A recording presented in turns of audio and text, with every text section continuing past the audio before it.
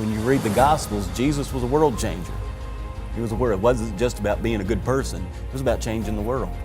And some Christians get that. That's my audience. This faith experience is more than just being a good boy or girl. It's about changing the world. Think back to I'm going to mess up the passage, but those who've been given much is required, demanded, depending on translation. Right. But that's it. But that's now making people feel like you've been given a lot. So now, if people are following you or coming to hear you speak, like, have you been given a lot? Like, right. You're blessed. You're here. You're in America. You have all these opportunities compared to you've been given a lot. So much is demanded of you. Right? You must go out and change the world. Exactly. Like, Jesus wants you to change the world. It's your duty. How do you do that? Right? So like now you're preaching. Now it's a different message. I've never heard anybody say that. Right. That slight tweak to your content could attract exactly who you said you wanted to coach. And so you could be the voice, like changing your content to say, Jesus wants you to change the world, here's how. How can I help, man? What do you got? Well, I mean, this is what I'm doing. I want the majority of my business to be speaking. Yep. With a portion of it being coaching as well, working one-on-one with individuals.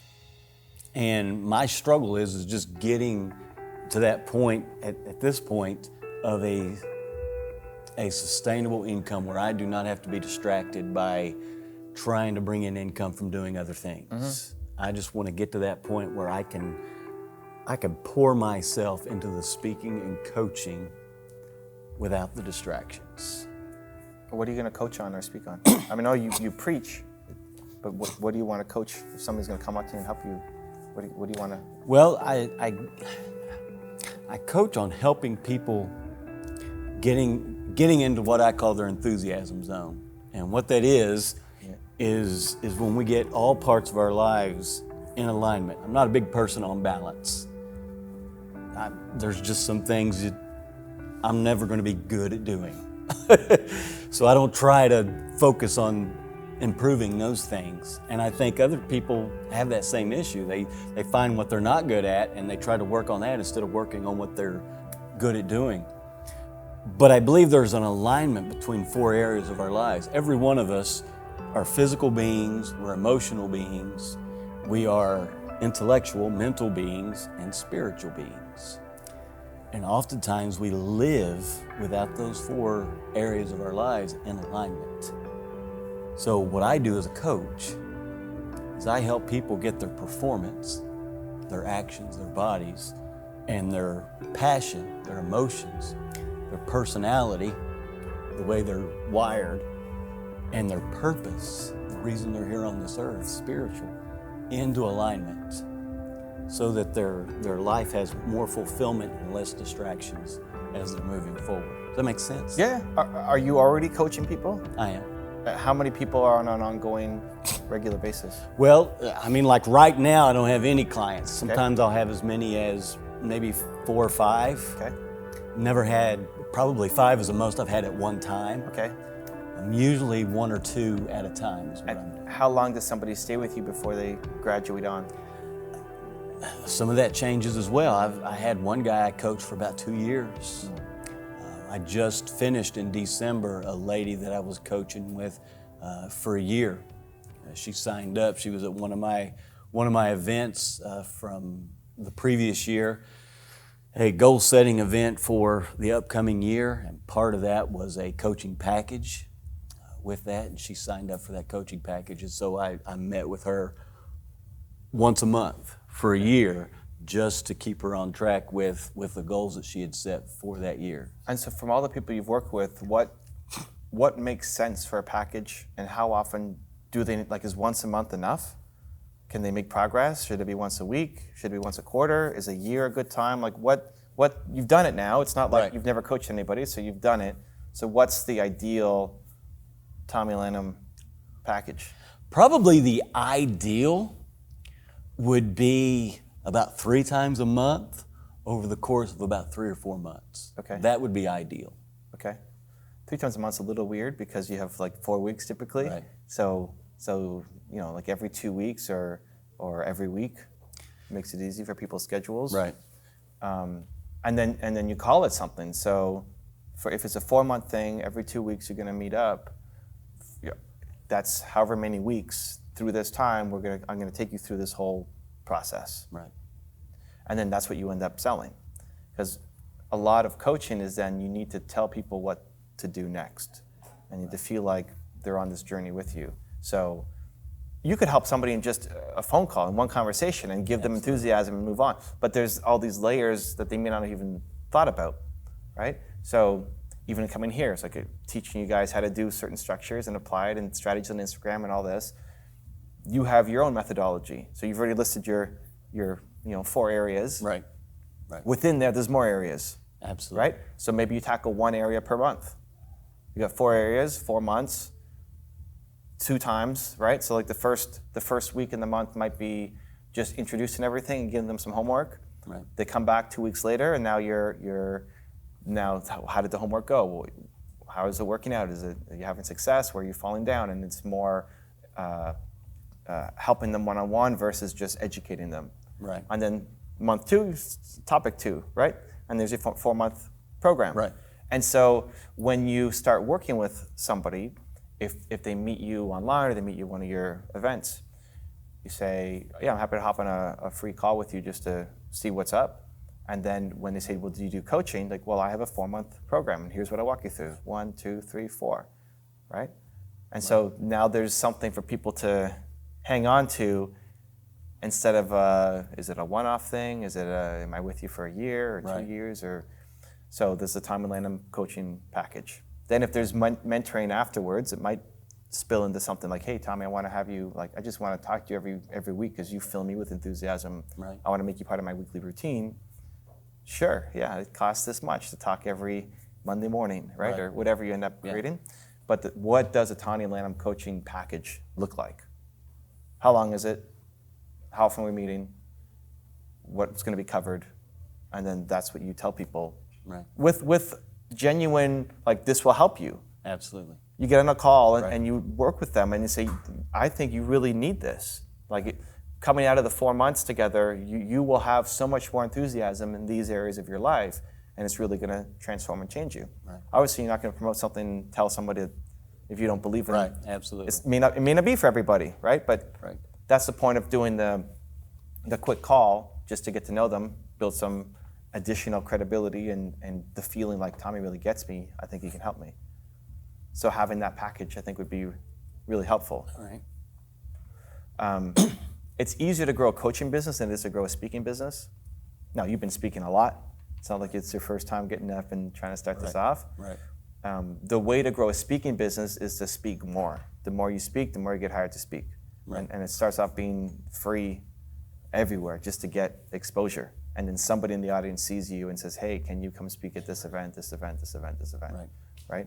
But you want to be spending 3, 4, 5 nights a week out speaking for free at different events. Yeah. Right? It takes a while to start building that business up. Have you worked with corporate clients who've hired you to come in and speak? I have. I have worked with some corporate clients. I've worked with a hospital in Lexington, Kentucky, doing a priority management type conference or seminar with them. I've worked with some smaller things like the Carnegie Learning Center there in Lexington as well. Just a few, not an abundance of those. Most of my work has been done with churches, but I do enjoy expanding that beyond the church walls. Mm. So an easy follow-up is have you done any follow-up with those couple organizations that you've worked with? Yes, actually the one that I did at the hospital, I've done twice. Okay. But then the lady that ran that department, the education department, switched jobs and they brought in somebody new and they didn't know me, and so it's been a few years since I've done that one. But that's actually the best, because one, you can say, hey, I've worked with the organization for a while. We've done a couple events together. I'd love to, I know you're new, don't know me from anything. I'm happy to have a coffee and just explain what I do and the results that we've gotten. Right. So that you now have a new contact there. But also the person who left, where did she go? I'm not sure. I'm still connected with her on Facebook, but I'm not sure where she is.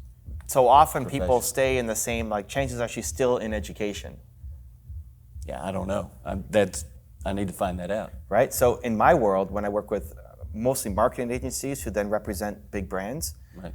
the marketing agency world shifts so much. People are in a job for a year, 2 years, 3 years max, and then moving to another marketing agency. Right. So if you do a good job with them here, they move to another company, and then you follow up, they might bring you into their new clients.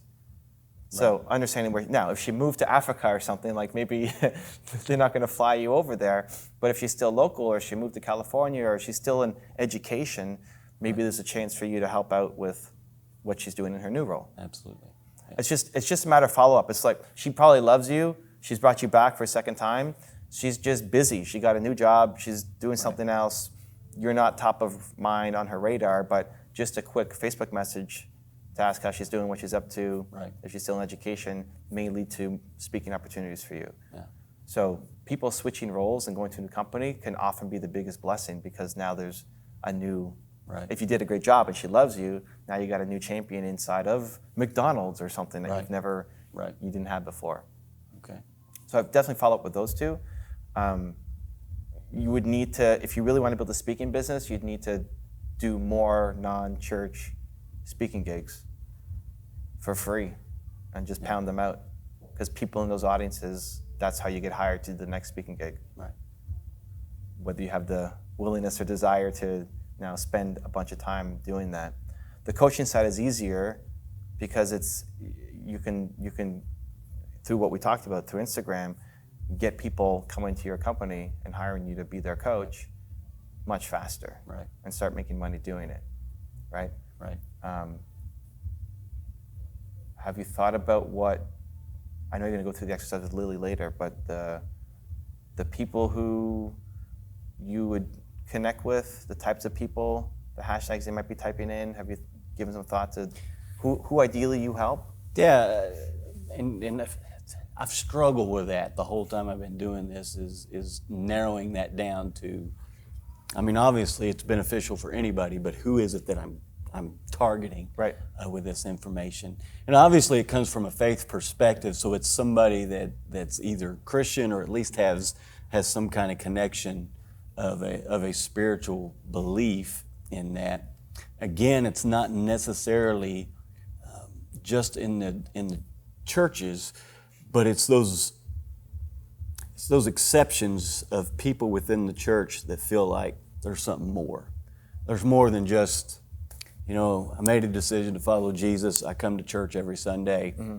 I try not to cuss or drink, and that's my life. Right. It's more of, when you read the Gospels, Jesus was a world changer.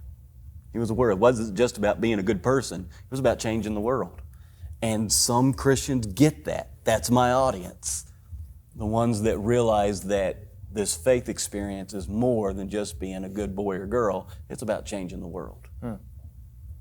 So that's great content. Yeah. And there's nothing wrong. Picking a target audience is great, especially for someone who preaches from the Bible. You know the difference between the experience that you're trying to create and the experience that most people get. Right. So someone who doesn't have faith, you just may not be the person for you. You don't want to have to convince them that first they need to have faith and then they need to go experience more. Or somebody who has faith in something else may not be, if somebody's Muslim or Jewish or something else, maybe you don't connect with as much. Right. And so it's fine. There's enough Christians out there, especially in a coaching business, right? You can build a $100,000 to $300,000 a year coaching business. It's hard to scale. It's hard to scale much beyond that as a solo person. Right. But you could do that, which hopefully eases financial burdens and then allows you to create the organization you want to create, whether that parlays into a speaking career. Being a coach makes you a better speaker. Helping people through the problems, now you can turn that into better speeches. Right. So if you know that your audience is Christian, first off, do the communities around you know that you do coaching? Yeah.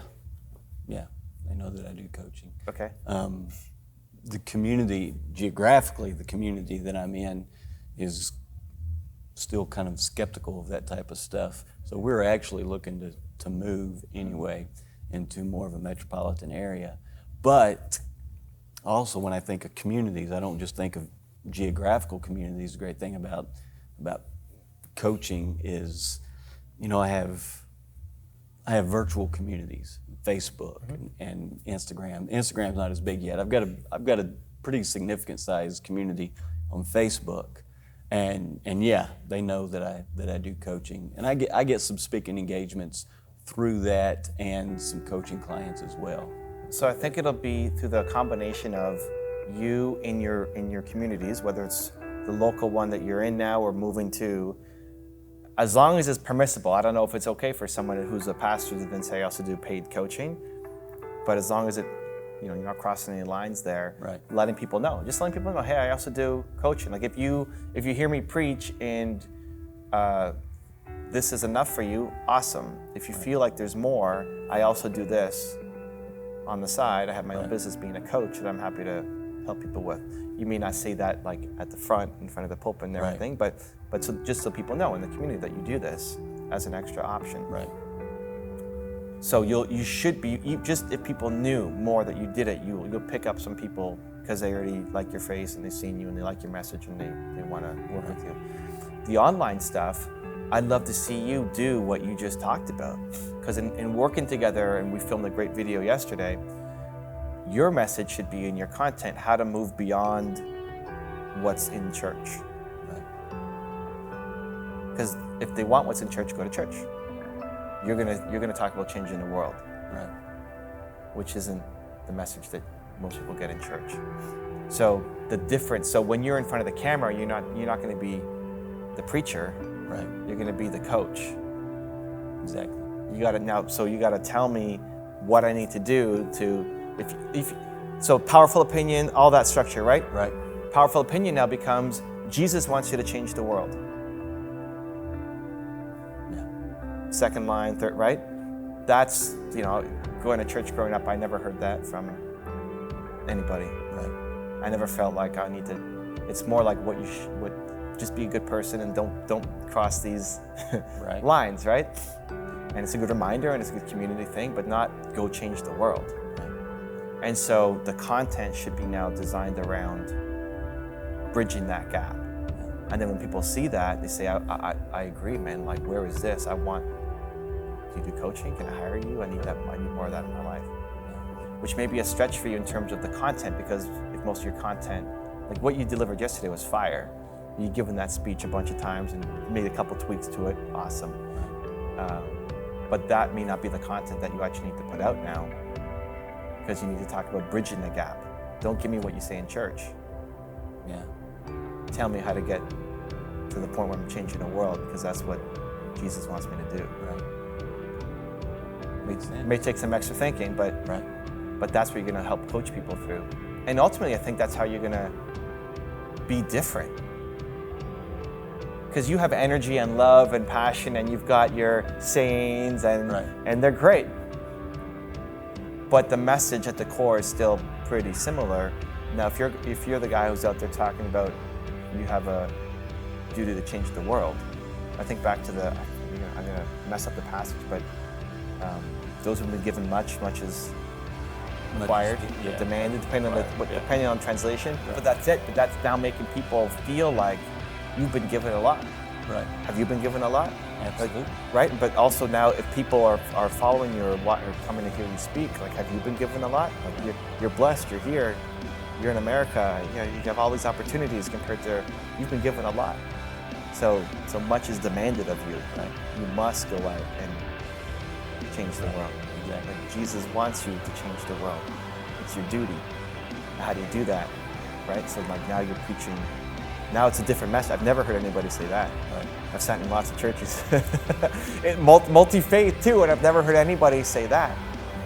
So that slight tweak to your content could attract exactly who you said you wanted to coach. You said, I want to coach Christians who want to do more with their life and try to change the world, and most people aren't awake to it. It's not that they don't want it, it's just that they don't know. Yeah. And so you can be the voice by changing your content to say, Jesus wants you to change the world, here's how. I like it. I love it, man. Yeah. Let's change the world together. Absolutely. We got it. Absolutely. Yeah. If you want to spend some one-on-one time with me, I have a special offer happening right now. Go check out the website right next to me. Continue to believe, and I'll see you there.